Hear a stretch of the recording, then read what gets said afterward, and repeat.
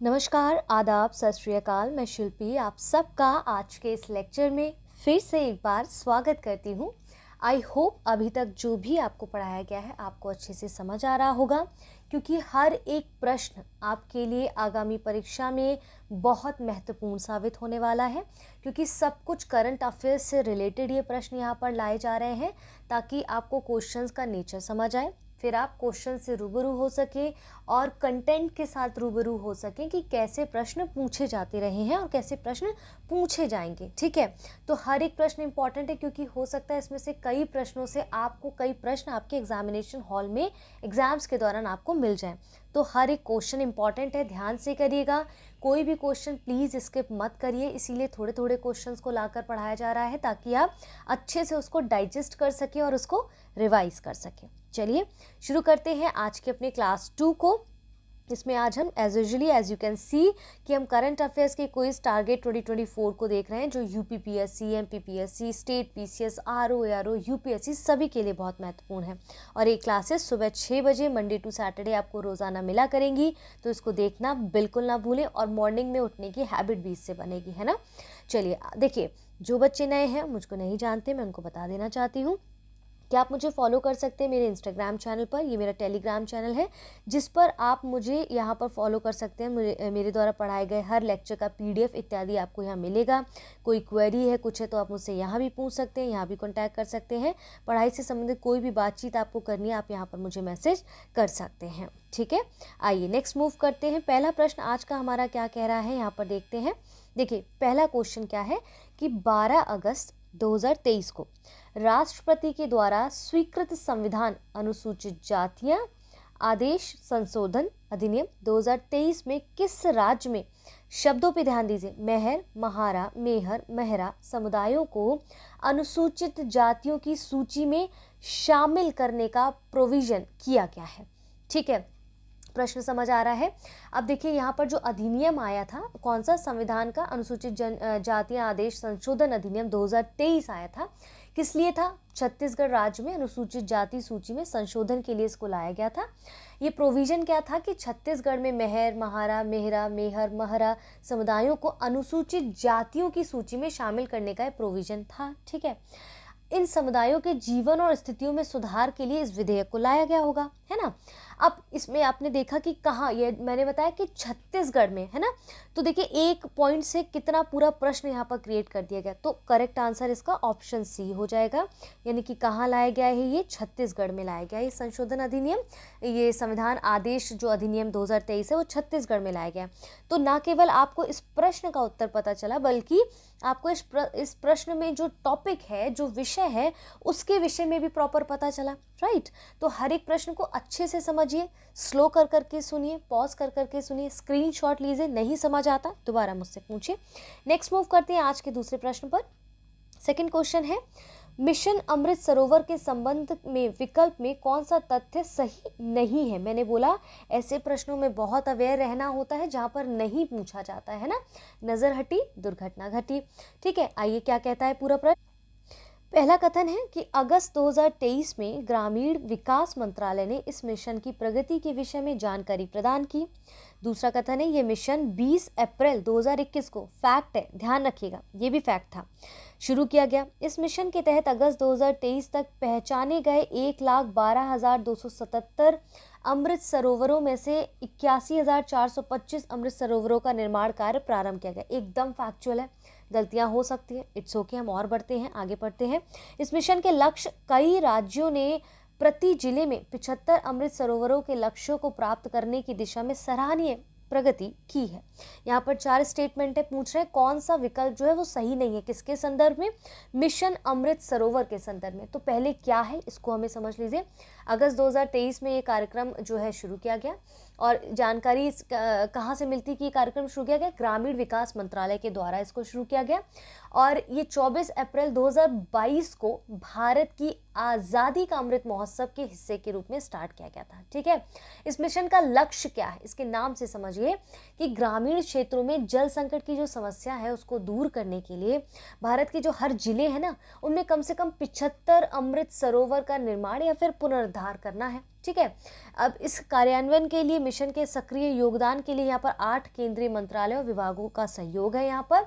और जैसे कौन कौन से, फॉर एग्जाम्पल समझने के लिए इसको समझ लीजिए, 8 जो हैं केंद्रीय मंत्रालय और विभाग शामिल हैं इस पूरे कार्यक्रम में, जैसे ग्रामीण विकास विभाग, भूमि संसाधन विभाग, ठीक है, पेयजल और स्वच्छता विभाग, जल संसाधन विभाग, पंचायती राज मंत्रालय, पर्यावरण वन एवं जलवायु परिवर्तन मंत्रालय, आपका रेल मंत्रालय भी है, सड़क और परिवहन राजमार्ग मंत्रालय भी है, क्योंकि मिशन अमृत सरोवर जो है वो ग्रामीण क्षेत्रों में जल संकट की समस्या को दूर करने की, यहाँ पर अमृत मतलब पानी से, यहाँ पर जल की बात कर रहा है, ठीक है, यहाँ पर समझ आ गया। तो अब कह रहे हैं कि कौन सा कथन सही नहीं है।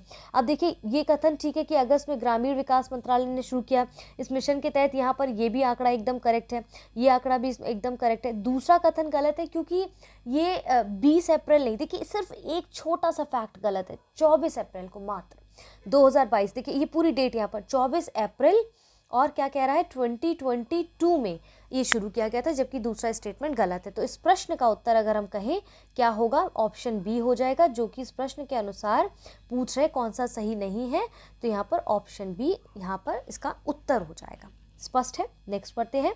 तीसरा प्रश्न कह रहा है अगस्त 2023 में उन्मेष अंतर्राष्ट्रीय साहित्य महोत्सव 2023 कहाँ आयोजित हुआ?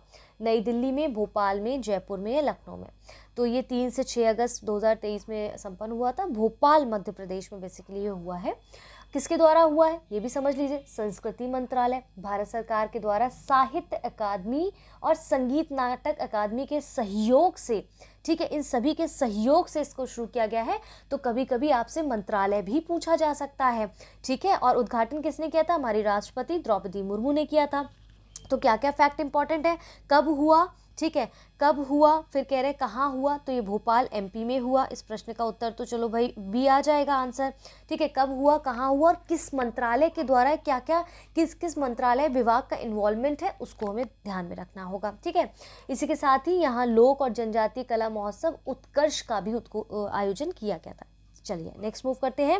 अगला प्रश्न हमारा क्या कहता है आज का, अगस्त 2023 में G20 एम्पावर शिखर सम्मेलन 2023 कहाँ आयोजित हुआ? आरओ एरो यूपीपीएससी में अगर आप देखेंगे ना, डायरेक्ट ऐसे प्रश्न आपसे स्टेट पीसीएस में पूछे जाते हैं। तो कहाँ हुआ है इसका उद्घाटन? गांधीनगर में हुआ है, ठीक है। अब यहाँ पर हमें ये भी समझना है कि G20 एम्पावर जो शिखर सम्मेलन 2023 है वो 1 से 2 अगस्त 2023 को हुआ, गांधीनगर यानी कि गुजरात में हुआ। पहले समझ लीजिए इस प्रश्न का उत्तर क्या है, ऑप्शन डी हो गया। अब इसकी डिटेल में हम थोड़ा सा जाते हैं, क्योंकि प्रश्न ऐसा थोड़ी ना कि हूबहू यही आ जाए। अब हमें समझना है कि ये सम्मेलन जो है वो है क्या, आखिरकार है क्या बताइए। तो इसका मुख्य विषय क्या रहा है इस सम्मेलन का, कि महिलाओं के नेतृत्व में विकास, एक स्थायी, समावेशी और न्याय संगत वैश्विक आर्थिक विकास सुनिश्चित करना है। केंद्रीय महिला का, अब देखिए अब वही चीज है, किसके द्वारा उद्घाटन किया गया? केंद्रीय महिला और बाल विकास मंत्री स्मृति जुबिन ईरानी के द्वारा किया गया।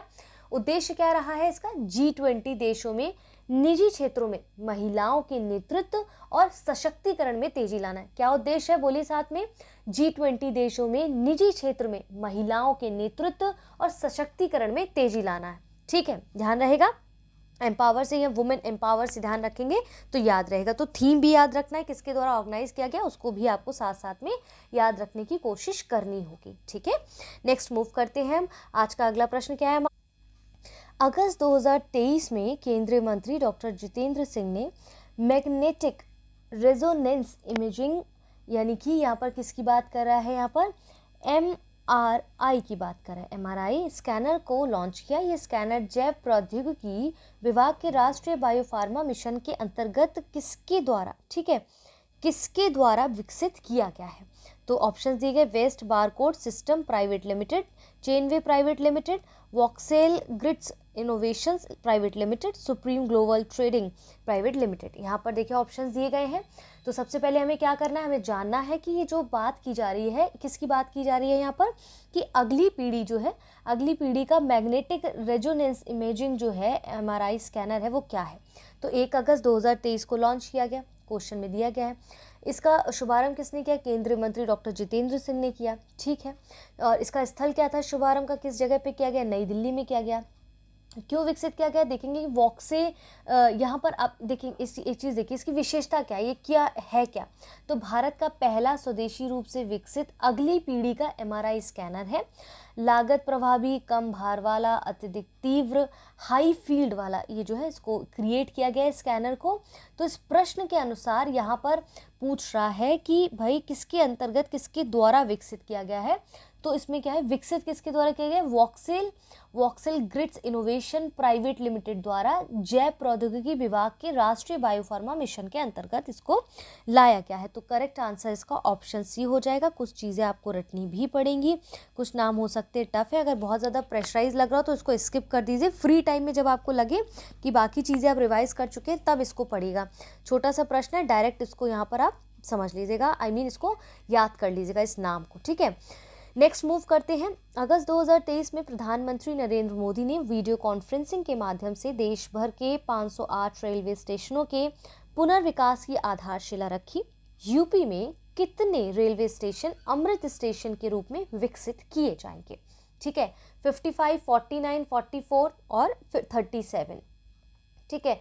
तो आपको कल याद होगा कि कुछ इस तरह के प्रश्न हमने यहाँ पर डिस्कस किए थे ना, याद होगा आपको। तो देखिए यहाँ पर इसका करेक्ट आंसर क्या होगा, उससे जानने से पहले हम देखेंगे कि जो यहाँ पर आप देखेंगे कि जो 508 रेलवे स्टेशन है ना, उनका जो विकास किया था वो प्रधानमंत्री ने वीडियो कॉन्फ्रेंसिंग के माध्यम से 6 अगस्त, ठीक है, डेट भी याद रखिएगा क्योंकि पीसीएस में अधिकतर पूछ लेते हैं, 6 अगस्त 2023 को किया था। और इसकी जो लागत राशि थी लगभग 24,400 इसका लिख देती हूँ मैं, 24,470 करोड़ लगभग, फिर से लिख देती हूँ 24,400 समथिंग 470 करोड़ जो है रुपए से अधिक इसकी लागत रही है। 508 स्टेशन विस्तारित हैं 27 राज्यों और केंद्र शासित प्रदेशों में। इन्हें पुनर्विकसित किया जाएगा अमृत भारत स्टेशन योजना के तहत, ठीक है। मुख्य राज्य पुनर्विकास के स्टेशनों की संख्या कुछ जैसे कि यूपी में 55 है ना। तो यहाँ पर आपसे क्या पूछ रहे हैं, देखिए अब एक चीज़ और नोट कर लीजिए, जितने भी स्टेशन की जो संख्या है पुनर्विकास किया जाएगा उसमें यूपी में 55 है, राजस्थान में 55 है, बिहार में 49 है, महाराष्ट्र में 44 है, इस तरह से है। बट यहाँ पर अगर यूपी की स्पेसिफिक बात की जाए तो यूपी में कितने स्टेशन का पुनर्विकास की बात की जा रही है, 55। तो इस प्रश्न के अनुसार हमारा करेक्ट आंसर क्या हो जाएगा, ऑप्शन ए हो जाएगा, ठीक है। यहाँ तक स्पष्ट हो रहा है। चलिए अब हम नेक्स्ट मूव करते हैं। यहाँ पर देखिए अब यहाँ पर क्या कहा जा रहा है, नेक्स्ट क्या है, चलचित्र संशोधन अधिनियम 2023 के संबंध में विकल्प में कौन सा कथन सत्य नहीं है, ध्यान रखना है। 12 अगस्त 2023 को प्रधानमंत्री नरेंद्र मोदी ने इस स्मारक की आधारशिला सागर मध्य प्रदेश में रखी। इस स्मारक में 15,000 गाँवों एवं 200 नदियों की मिट्टी का उपयोग किया जाएगा, ठीक है। इसमें क्या दे रहा है, इस स्मारक में 15,000, ठीक है, 15,000 गाँव और इसकी बात कर रहा है, देखिए क्या बोल रहे हैं, 15,000 गाँव और 200 नदियों की मिट्टी का उपयोग किया जाएगा। देखिए माफ़ी चाहती हूँ, ये क्वेश्चन आपका गलत है, ठीक है, एरर है इस प्रश्न में, तो इसको फिलहाल हम अभी स्किप कर देते हैं और कल इस प्रश्न को मैं अगली वीडियो में ऐड ऑन कर दूंगी, ठीक है। इस प्रश्न को अभी आप भूल जाइए। नेक्स्ट मूव करते हैं। अगला प्रश्न आज का हमारा क्या कहता है कि अगस्त 2023 में असम मंत्रिमंडल द्वारा राज्य में 4 नए जिलों और 21 उप जिलों के गठन को मंजूरी प्रदान की गई है। गठित किए जाने वाले 4 नए जिलों में विकल्प में से कौन से जिले शामिल नहीं हैं, ठीक है, होजाई, विश्वनाथ, बजाली, कार्बी आंगलोंग, ठीक है। तो इसका करेक्ट आंसर आपका क्या होगा, इससे पहले हमें समझना है कि असम में जो 4 नए और 21 उप जिलों के गठन को मंजूरी मिली है, ये मंजूरी आपको लगभग 25 अगस्त 2023 को दी गई है और असम मंत्रिमंडल के द्वारा दी गई है। और राज्य में परिसीमन की प्रक्रिया पूरी होने के बाद मंत्रिमंडल की 100वीं बैठक में इसको मंजूरी दी गई। उद्देश्य क्या है, प्रशासनिक दक्षताओं में सुधार करना है, ठीक है। और जो 4 नए जिले गठित किए गए हैं वो कौन कौन से, होजाई, विश्वनाथ, तामुलपुर और बजाली हैं। अब हमसे पूछ रहे हैं कि वो 4 नए जिले कौन से हैं जिसमें शामिल नहीं है, इसमें इन ऑप्शंस में कौन कौन से नहीं। तो मैंने कहा कौन कौन से नए जिले शामिल किए गए, होजाई, विश्वनाथ, तामुलपुर और बजाली, ठीक है। तो यहाँ पर कार्बी आंगलोंग नहीं है, बल्कि इस प्रश्न का अगर उत्तर देखा जाए तो ऑप्शन डी है, क्योंकि पूछा जा रहा है कौन सा जिला शामिल नहीं है, यानी कि होजाई, बजाली, विश्वनाथ है और कार्बी आंगलोंग की जगह कौन सा है यहाँ पर, अभी मैंने बताया होजाई, विश्वनाथ, तामुलपुर, ठीक है, कौन सा है, तामुलपुर। ठीक है, ये आपका करेक्ट आंसर यानी कि ऑप्शन डी यहाँ पर इस प्रश्न का उत्तर हो जाएगा। ठीक है, चलिए अब हम देखते हैं यहाँ पर नेक्स्ट मूव करते हैं। 11 अगस्त 2023 को वन डिस्ट्रिक्ट वन प्रोडक्ट, ठीक है, ओडीओपी जिसको बोलते हैं, ओडीओपी वॉल का शुभारंभ किसने किया? अमित शाह, पीयूष गोयल, चरणजीत सिंह, राजीव चंद्रशेखर। तो इसमें यहाँ पर हमें पहले इस प्रश्न का जो वन डिस्ट्रिक्ट वन प्रोडक्ट है वॉल है, इसका शुभारंभ 11 अगस्त 2023 को हुआ, पता चल गया। ठीक है, किसने शुरू किया? बहुत इंपॉर्टेंट है, ग्रामीण विकास मंत्रालय, भारत सरकार में ग्रामीण आजीविका के ऊपर सचिव चरणजीत सिंह ने, ठीक है, इसकी शुरुआत की गई थी। वन डिस्ट्रिक्ट वन प्रोडक्ट और दीनदयाल अंत्योदय योजना राष्ट्रीय ग्रामीण आजीविका मिशन के द्वारा संयुक्त रूप से, किसके द्वारा? ओडीओपी जो शुरू किया गया है वो ओडीओपी, ये जो ओडीओपी वॉल है वो ओडीओपी यानी कि वन डिस्ट्रिक्ट वन प्रोडक्ट और दीनदयाल अंत्योदय योजना और राष्ट्रीय ग्रामीण आजीविका मिशन के द्वारा संयुक्त रूप से ज्वाइंट तरीके से इसको शुरू किया गया था। ओडीओपी जो कार्यक्रम है उसका उद्देश्य क्या है? उद्देश्य जाना जरूरी है। इसका उद्देश्य है कि देश के सभी जिलों में, देश के जितने भी डिस्ट्रिक्ट हैं उसमें संतुलित क्षेत्रीय विकास को बढ़ावा देकर देश और देशवासियों को आत्मनिर्भर बनाना है। ठीक है, इस कार्यक्रम के तहत हर जिले से अद्वितीय ब्रांड का चयन कर उसका प्रचार किया जाएगा। ठीक है, अब ब्रांड में कौन कौन सी चीज़ें शामिल होंगी? जैसे हथकरघा, हस्तशिल्प सहित और भी कई सारे उत्पाद शामिल किए जाएंगे। तो यहाँ पूछ रहे किसके द्वारा किया गया? तो अभी बताया, ग्रामीण विकास मंत्रालय, भारत सरकार में ग्रामीण आजीविका के अपर सचिव चरणजीत सिंह के द्वारा। ठीक है, तो इस प्रश्न का उत्तर क्या हो जाएगा? Option C. इस प्रश्न की जो थ्योरी मैंने बताई है, जो बैकग्राउंड बताया, उसको भी ध्यान में रखना है क्योंकि प्रश्न आपके वहां से भी बनने के काफ़ी चांसेस हैं। नेक्स्ट प्रश्न है, मेरा गांव मेरी धरोहर परियोजना के संबंध में विकल्प में कौन सा कथन सत्य नहीं है? ठीक है, ऑप्शन क्या है आपके? 27 जुलाई 2023 को मेरा गांव मेरी धरोहर परियोजना का शुभारंभ केंद्रीय मंत्री अमित शाह ने किया। ठीक है, ये परियोजना आज़ादी का अमृत महोत्सव के हिस्से के रूप में राष्ट्रीय सांस्कृतिक मानचित्रण मिशन के अंतर्गत शुरू की गई है। इस परियोजना को संस्कृति मंत्रालय द्वारा इंदिरा गांधी राष्ट्रीय कला केंद्र के समन्वय से शुरू किया गया है। इस परियोजना का मुख्य उद्देश्य भारत के 7.5 लाख विलेजेस यानी कि गांव का सांस्कृतिक मानचित्रण करना है। पूछ रहे कौन से कथन सही नहीं है इस परियोजना के संदर्भ में? तो हमें सबसे पहले क्या दायित्व बनता है? हमें समझना है कि परियोजना कब आई, एज इट इज 27 जुलाई 2023 को। दैट मीन्स ये कथन ठीक है आपका। किसके द्वारा? केंद्रीय गृह एवं सहकारी मंत्री अमित शाह के द्वारा। करेक्ट है आंसर। ठीक है, अब यहाँ पर कह रहे हैं कि इसे शुरू किया था किसने? आज़ादी का अमृत महोत्सव के हिस्से के रूप में राष्ट्रीय सांस्कृतिक मानचित्रण मिशन के अंतर्गत शुरू किया गया, यानी कि दूसरा कथन भी ठीक है भाई। अब तीसरा कथन कह रहा है किस मंत्रालय के अंतर्गत, यानी कि संस्कृति मंत्रालय के अंतर्गत इंदिरा गांधी राष्ट्रीय कला केंद्र के समन्वय से इसको शुरू किया गया है ना। तो यहाँ पर जो हमारा थर्ड कथन है वो भी करेक्ट है। अब इस बचा कौन सा? ऑप्शन डी, यानी कि इस प्रश्न का उत्तर ऑप्शन डी हो जाएगा। तो सही क्या होगा? इसका जो उद्देश्य है वो आपका 6.5 लाख गांव का सांस्कृतिक मानचित्रण करना है, ना कि 7.5। यहाँ पर 6.5 लाख गांव का मानचित्रण, सांस्कृतिक मानचित्रण करना है। तो इस प्रश्न के अनुसार इसका उत्तर हो जाएगा ऑप्शन डी। यहाँ तक स्पष्ट है? चलिए नेक्स्ट मूव करते हैं, आगे बढ़ते हैं। राजस्थान न्यूनतम आय गारंटी विधेयक 2023 के संबंध में विकल्प में कौन सा तथ्य सही नहीं है? 21 जुलाई 2023 को राजस्थान विधानसभा द्वारा राजस्थान न्यूनतम आय गारंटी विधेयक 2023 पारित किया गया। ठीक है, आगे देखते हैं। फिर है दूसरा कथन, इस विधेयक में प्रदेश के सभी शहरी और ग्रामीण परिवारों को 125 दिन की रोजगार गारंटी प्रदान करने का प्रावधान है। ठीक है, तो पहला कथन था 21 जुलाई 2023 को राजस्थान विधानसभा द्वारा राजस्थान न्यूनतम आय गारंटी विधेयक 2023 पारित किया गया। दूसरा कथन आपका ये है। तीसरा है, राज्य में वृद्धजन, दिव्यांगजन, विधवाओं और एकल महिलाओं को प्रतिमाह न्यूनतम 1000 रुपये की पेंशन गारंटी प्रदान करने का प्रावधान भी इस विधेयक में किया गया है। सामाजिक सुरक्षा पेंशन में प्रतिवर्ष स्वतः 10% वृद्धि का प्रावधान है, प्रोविजन है। ठीक है, तो अब हमें इस जो यहाँ पर बात कर रहे हैं राजस्थान न्यूनतम आय गारंटी विधेयक 2023 वो है क्या? देखिए, राजस्थान न्यूनतम आय की बात करें तो राजस्थान विधानसभा के द्वारा इसको लाया गया 21 जुलाई 2023 को, यानी कि पहला कथन सही जा रहा है अभी तक। ठीक है, तो पूछे कौन से सही नहीं है, तो पहला कथन तो हमारा सही है। अब दूसरा कथन कह रहा था इस विधेयक के कुछ प्रावधान रहे हैं, जैसे प्रदेश के सभी शहरी और ग्रामीण परिवारों को 125 दिन की रोजगार गारंटी, यहाँ पर कह रहा है, ये भी करेक्ट हो जाता है। तीसरा कथन क्या है, सामाजिक सुरक्षा पेंशन योजनाओं के तहत वृद्धजन, दिव्यांगजन, विधवाओं, एकल महिलाओं को हर महीने कम से कम 1,000 रुपए की पेंशन गारंटी दी जाएगी। तीसरा कथन भी ठीक है। अब इस प्रश्न के अनुसार कौन सा ऑप्शन बचता है, ऑप्शन डी, यानी कि ऑप्शन डी इस प्रश्न का गलत हो जाएगा, मतलब करेक्ट आंसर है पर इसमें नहीं पूछा है तो यहाँ गलत है। अब गलत क्यों है, क्यों गलत है, क्योंकि सामाजिक सुरक्षा पेंशन में हर वर्ष स्वतः 15% की वृद्धि का प्रावधान है, यानी कि जुलाई में 5% और जनवरी में 10% की वृद्धि दर से इस प्रकार से इसको बढ़ाया गया, ना कि 10%। ठीक है, अब क्या विशेषता है इसमें कि कानून बनाकर इस तरह की सामाजिक सुरक्षा की गारंटी देने वाला राजस्थान देश का ऐसा पहला राज्य है। ठीक है, याद रखिएगा, ऐसा स्टेटमेंट भी बन सकता है। तो ये जो कानून बनाकर इस तरह की जो सोशल सिक्योरिटी दी है वो देश का ऐसा पहला राजस्थान ही पहला राज्य है। ठीक है, याद रखना है।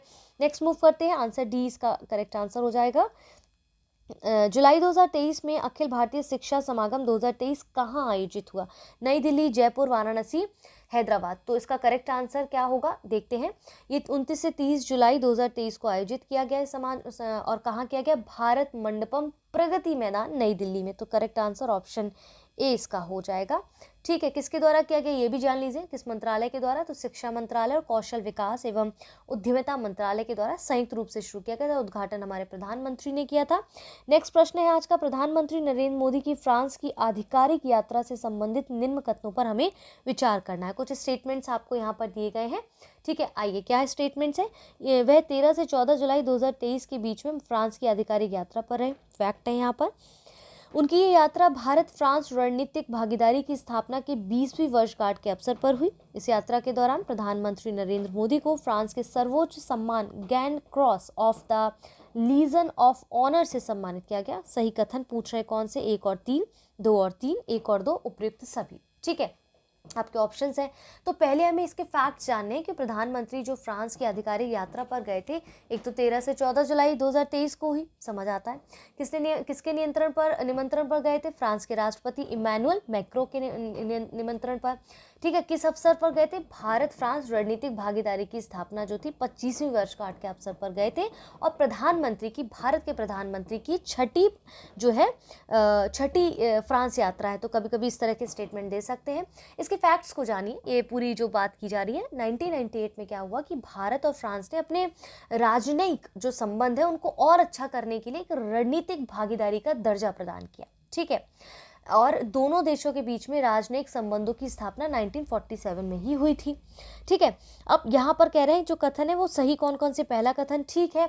ठीक है, अब यहाँ पर दूसरा कथन क्यों गलत है, क्योंकि 25वीं वर्षगांठ के अवसर पर गए थे, तो ये तो गलत हो गया।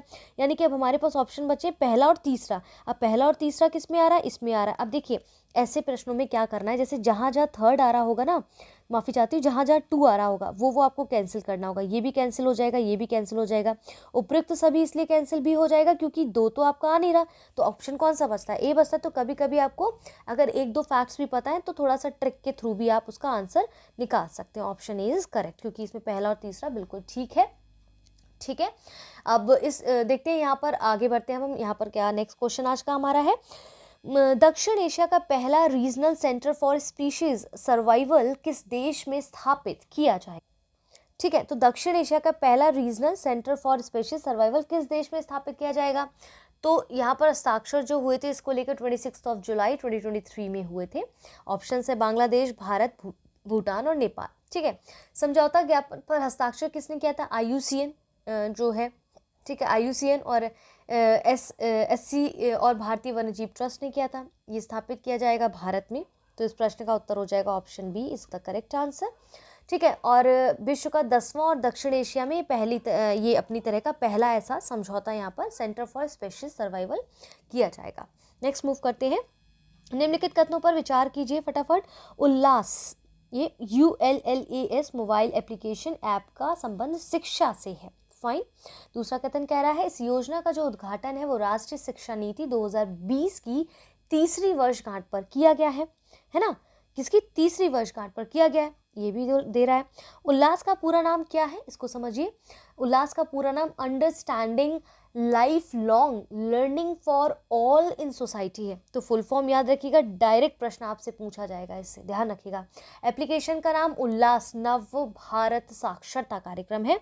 निम्नलिखित में से कौन से कथन सत्य हैं? 1 2 3 4, बी है 2 3 4, 1 2 4, उपरोक्त कथनों में से कोई भी नहीं। तो इसका प्रश्न का उत्तर जानने के लिए पहले हमें समझना है कि जुलाई 2023 में क्या हुआ। प्रधानमंत्री भारत की नरेंद्र मोदी की उपस्थिति में अखिल भारतीय शिक्षा समागम 2023 के दौरान भारत मंडपम प्रगति मैदान दिल्ली में उल्लास जो ये है नव भारत साक्षरता कार्यक्रम का उद्घाटन हुआ। ठीक है, तो कहने का तात्पर्य ये है कि हमें एक चीज़ समझ आ गई कि जो पहला कथन है वो हमारा ठीक है, क्योंकि शिक्षा से संबंधित साक्षरता कार्यक्रम की बात कर रहे हैं। पहले इसके टॉपिक को पूरा समझिए, ठीक है। अब यहाँ पर क्या है कि केंद्रीय मंत्री जो हमारे हैं वो धर्मेंद्र प्रधान ने इस योजना का उद्देश्य है कि एक व्यापक शिक्षण पारिस्थितिकी तंत्र बनाकर भारत में शिक्षा और साक्षरता में क्रांति लाना है। ठीक है, अब यहाँ पर क्या पूरा नाम हमने समझा, स्लोगन क्या था, जन जन साक्षर की बात की गई है इसमें।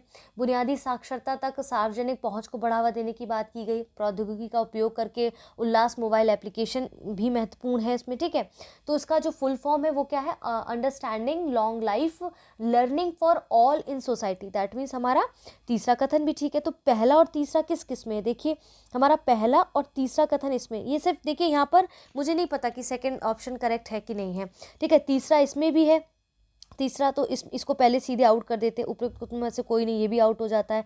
अब हमने देखा पहला हमारा करेक्ट है, तीसरा हमें पता है ठीक है, लेकिन इसमें नहीं है तो ये भी निकल जाएगा। तो इस प्रश्न का करेक्ट आंसर यहाँ पर क्या हो जाएगा, इस प्रश्न का जो करेक्ट आंसर होगा वो ऑप्शन ए होगा, क्योंकि हमें भाई दो पता है कि भाई ये एप्लीकेशन शिक्षा से संबंधित है और इसका फुल फॉर्म ये, अब हमें नहीं पता, लेकिन हमने ऑप्शंस के थ्रू थोड़ा लॉजिक के थ्रू हमने पता चल गया कि भाई ऑप्शन ए इज़ करेक्ट, जिसमें पहला और तीसरा और यानी कि ये ऑप्शंस यहाँ पर दिए गए हैं उस हिसाब से, अगर हमें तीसरा नहीं पता है। ठीक है, तो फिर इसमें हमने ये समझा। और इसमें क्या है कि उल्लास राष्ट्रीय शिक्षा नीति 2020 की तीसरी वर्षगांठ पे भी लॉन्च किया गया है, तो ये ऑप्शन भी इसमें दिया गया है।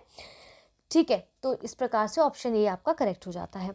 जुलाई 2023 में किसकी अध्यक्षता में अन्य पिछड़े वर्गों के उपवर्गीकरण के मूल्यांकन के लिए गठित आयोग की ने अपनी रिपोर्ट सौंपी? किसको? न्यायमूर्ति दीपक मिश्रा, न्यायमूर्ति एपी शाही, जी रोहिणी न्यायमूर्ति, न्यायमूर्ति सूर्यकांत सिंह।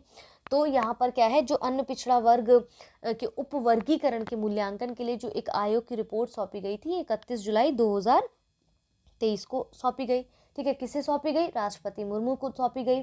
और इस आयोग के अध्यक्ष कौन है? दिल्ली हाई कोर्ट की पूर्व मुख्य न्यायाधीश न्यायमूर्ति जी रोहिणी, दिल्ली हाई कोर्ट की, याद रखना है। ठीक है, तो ऑप्शन करेक्ट हो जाएगा ऑप्शन सी। तो ठीक है, पूरे फैक्ट के साथ समझिए तब समझ आएंगी चीज़ें।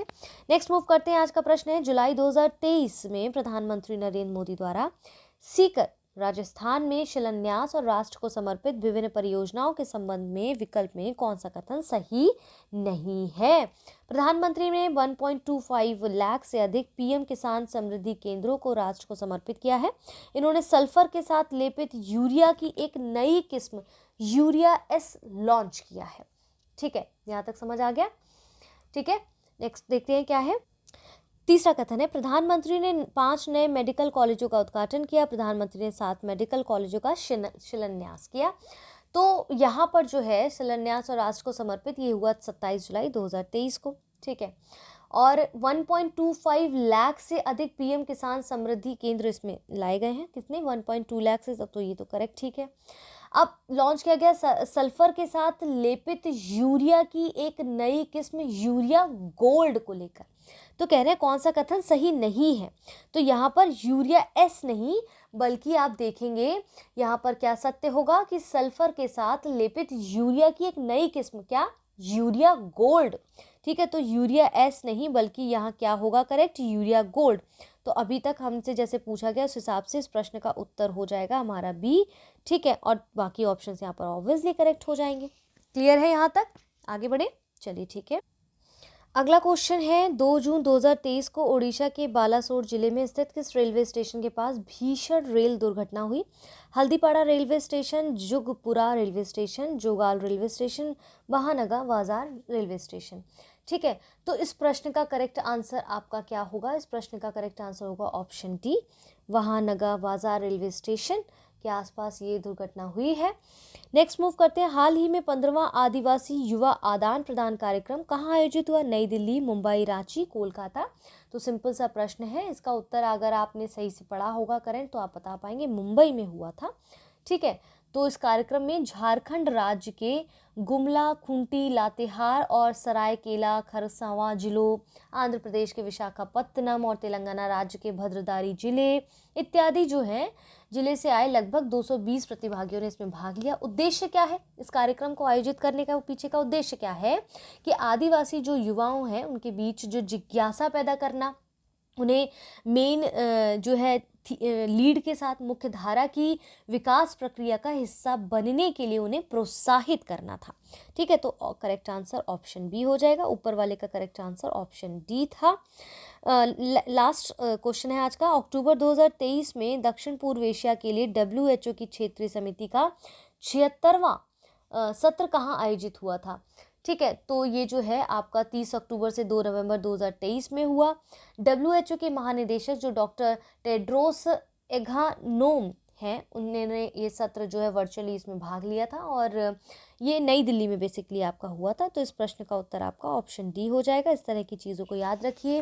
बेसिक चीज़ों से ऐसे प्रश्न बन जाएंगे कि हम कंफ्यूज हो सकते हैं, तो इन सब प्रश्नों को तो समझिए, साथ में जो मैं इसका बैकग्राउंड आपको बताती, पूरी थ्योरी आपको बताती, उसको भी लिखते जाइए। अगर आपको लगता है नहीं समझ आता है दोबारा सुनिए, लूप पे जैसे गाने सुनते वैसे इसको जब भी काम कर रहे हैं, टहल रहे हैं, खा रहे हैं, पी रहे हैं, कानों में ईयरफोन लगा के इनको सुनते रहिए। हर चीज़ रटने की ज़रूरत नहीं पड़ेगी, आपके कॉन्शियस माइंड में वैसे ही बैठ जाएगी। ठीक है, फिलहाल के लिए आज की इस वीडियो में इतना ही। आशा करती हूँ कि आप सबको आज का वीडियो अच्छे से समझ आया होगा। अपना ध्यान रखें, अपनों का ध्यान रखें। आप सबसे रिक्वेस्ट है कि इन वीडियो को प्लीज़ अपने दोस्तों के साथ या जो लोग तैयारी कर रहे हैं उनके साथ ज़्यादा से ज़्यादा अपने सोशल मीडिया पे इसको शेयर करिए, ताकि सभी लोग इसका भरपूर इस्तेमाल कर सकें, इसका लाभ उठा सकें और सही व्यक्ति तक ये वीडियो पहुँचाइए। आप सबका शुक्रिया। कल मिलते हैं एक और नए वीडियो के साथ, कुछ नए प्रश्नों के साथ। तब तक के लिए धन्यवाद।